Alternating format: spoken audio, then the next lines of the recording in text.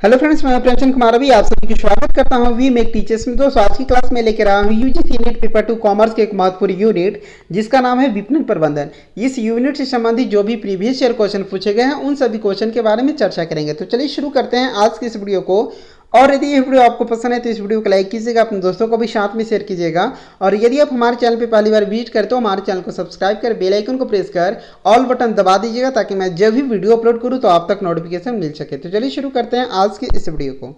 Question number 1 है, नीचे दो कथन दिए गए हैं जिनमें से एक अभिकथन और दूसरा तर्क। कथन को पढ़िए और नीचे दिए गए कूट का प्रयोग कर सही उत्तर चुनिए। अभिकथन यहाँ पे आपका दिया हुआ है कि डाटाबेस बाजार खंडीकरण विशेषकर व्यवहारगत खंडीकरण निष्ठावान खंडों को तैयार करने में सहायता पहुंचाते हैं। अभिकथन दिया हुआ है कि डाटाबेस बाजार खंडीकरण विशेषकर व्यवहारगत खंडीकरण निष्ठानों खंडों को तैयार करने में सहायता पहुंचाते हैं। ये आपका अभिकथन है। तर्क आपका दिया हुआ है ग्राहक संबंध प्रबंधन डाटाबेस ग्राहक व्यवहार का विश्लेषण करने के लिए एक संपत्ति बन गई है। तर्क क्या दिया हुआ है? तर्क दिया हुआ है ग्राहक संबंध प्रबंधन डाटाबेस ग्राहक व्यवहार का विश्लेषण करने के लिए एक संपत्ति बन गए हैं। यहाँ पे आपका कूट दिया हुआ है। इसी कूट के माध्यम से आपको बताना है कि कौन सा ऑप्शन सही है और कौन सा ऑप्शन गलत है। तो जो इसका सही आंसर है वो है आपका option number A. Next question है क्वेश्चन नंबर 2। क्वेश्चन नंबर 2 है, निम्नलिखित में से कौन सी विधि प्रत्यक्ष और डाटाबेस विपणन संप्रेषण का उदाहरण नहीं है। आपको बताना है कि निम्नलिखित में से कौन सी प्रत्यक्ष और डेटाबेस विपणन संप्रेषण का उदाहरण नहीं है। इसके लिए इन्होंने आपका 4 ऑप्शन दिया है। जो इसका सही आंसर है वो है आपका option number A. Next question है क्वेश्चन नंबर 3। यहाँ पे आपका 3 कथन दिया हुआ है। इसमें से आपको बताना है कि कौन सा कथन सही है और कौन सा कथन गलत है। कथन नंबर 1 है, किसी सेवा के लिए वितरण तंत्र के प्रारूप को तैयार करने के लिए केवल उन पक्षकारों का चयन जिनके माध्यम से स्वामित्व गुजरेगा शामिल होता। कथन नंबर 1 है, किसी सेवा के लिए वितरण तंत्र के प्रारूप को तैयार करने के लिए, किसका वितरण तंत्र के प्रारूप को तैयार करने के लिए केवल उन पक्षकारों का चयन जिनके माध्यम से स्वामित्व गुजरेगा शामिल होता है। कथन नंबर 2 है, अधिकांश सेवाओं के लिए स्वामित्व चैनल लंबे तथा काफी जटिल होते हैं क्योंकि इनमें अलग न होने वाले गुण होते हैं। कथन नंबर 3 है, छोटे चैनलों का तात्पर्य साधारणतः विक्रेता के भाग पर अधिक नियंत्रण होने से होता है। कथन के सही या गलत होने के संबंध में सही कूट का चयन कीजिए। ये कथन आपका उत्पाद या सेवाओं के चैनल रणनीतियों से संबंधित है। इसके लिए इन्होंने आपका 4 ऑप्शन दिया है। जो इसका सही आंसर है वो है आपका option number C. Next question है क्वेश्चन नंबर 4। यहाँ पर आपका 2 कथन दिया हुआ है। इसमें से आपको बताना है कि कौन सा कथन सही है और कौन सा कथन गलत है।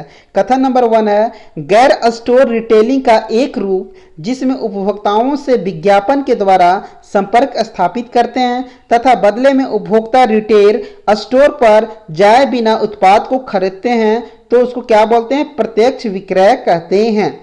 कथन नंबर 1 है कि गैर स्टोर रिटेलिंग, क्या गैर स्टोर रिटेलिंग का एक रूप जिसमें उपभोक्ताओं से विज्ञापन के द्वारा स्थापित करते हैं, क्या करते हैं? संपर्क स्थापित करते हैं। किसके द्वारा?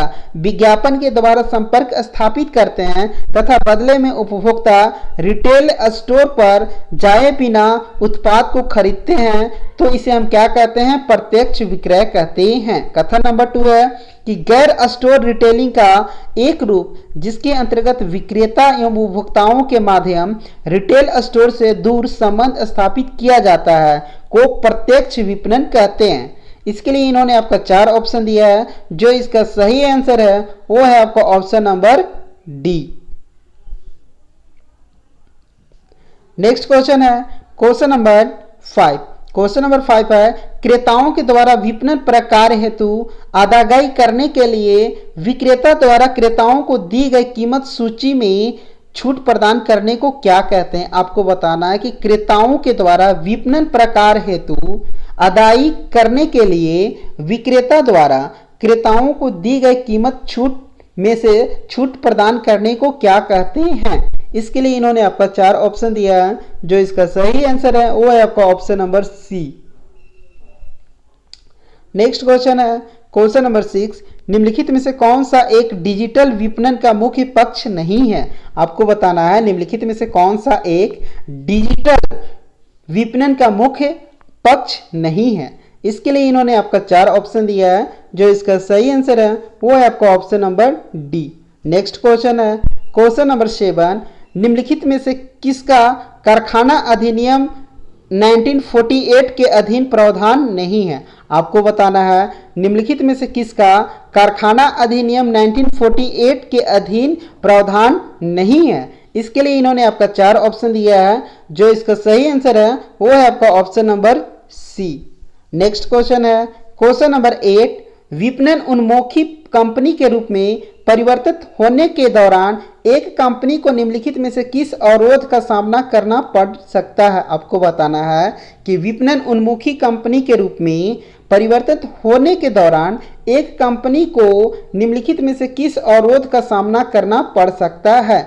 इसके लिए इन्होंने आपका 4 ऑप्शन दिया है। जो इसका सही आंसर है वो है आपका option number C. Next question है क्वेश्चन नंबर 9, विपणन शोध प्रक्रिया की कौन सी अवस्था सर्वाधिक खर्चीले होती है?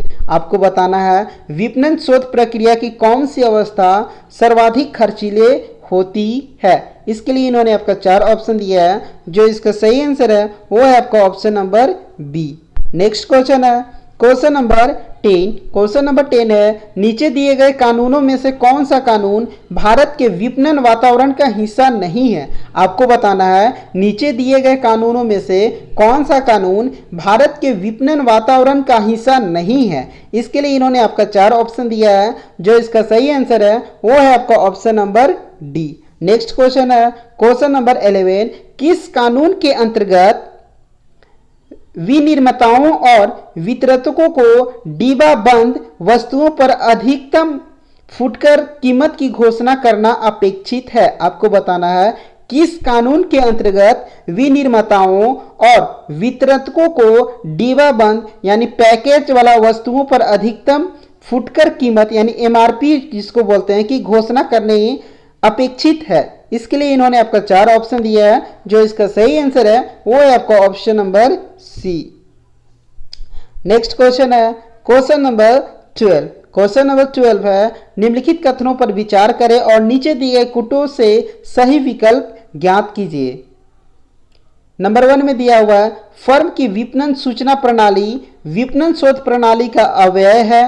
नंबर 2 है, अधिकांश फर्मों में विपणन शोध के सर्वाधिक सर्वसामान्य रूप बाजार संभाव्यता और बाजार के हिस्से का विश्लेषण है।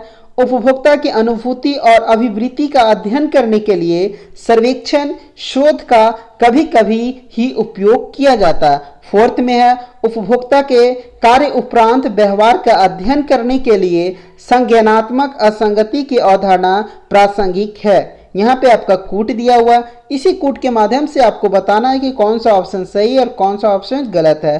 तो जो इसका सही आंसर है वो है आपका option number D. Next question है क्वेश्चन नंबर 13। क्वेश्चन नंबर 13 है, मानवीय अभिप्रायों में कौन से अनुसंधान में वे सभी प्रकार के अनुसंधान आ जाते हैं जो गुणात्मक अनुसंधान जिसे उपभोक्ता के अवचेतना अथवा प्रच्छन्न उत्प्रेरणा को जानने के लिए बनाया जाता है। आपको बताना है कि मानवीय अभिप्रायों में से कौन से अनुसंधान में वे सभी प्रकार के अनुसंधान आ जाते हैं जो गुणात्मक अनुसंधान जिसे उपभोक्ता के अवचेतना अथवा प्रच्छन्न उत्प्रेरणा को जानने के लिए बनाया जाता है। इसके लिए इन्होंने आपका 4 ऑप्शन दिया है। जो इसका सही आंसर है वो है